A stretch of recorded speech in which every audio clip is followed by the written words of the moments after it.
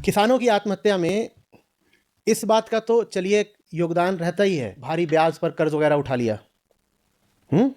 Micro financing देहाती इलाकों में उपलब्ध नहीं रहती है।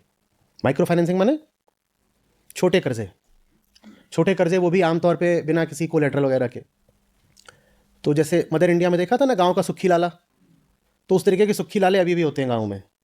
तो जो बैंक्स अभी तक माइक्रो फाइनेंसिंग नहीं कर पाए हैं तो सुक्खी लाले करते हैं, और वो देते हैं महीने की दर पर। ठीक है, महीने की दर पर दो तो बहुत ज़्यादा लगता नहीं है, पर महीने की दर आपने मान लीजिए 1.25% की भी रख दी या 1.5% की रख दी, तो सोचिए कि वो कंपाउंड होकर के साल में कितने की हो जाएगी।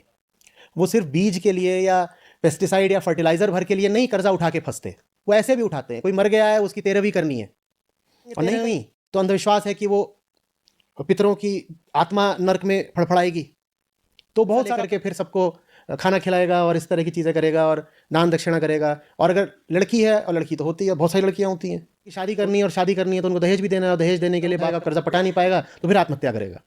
लेकिन ये बात हम करते नहीं, क्योंकि हमारी संस्कृति के खिलाफ जाती है। और आजकल जो सांस्कृतिक प्रोजेक्ट है वो इतना सफल हो गया है अब कि भारत अब संस्कृति का ही रंग में रंग चुका है बिल्कुल। दहेज वगैरह क्या है, विवाह में अनाप शनाप जो खर्चा है, ये कितनी बड़ी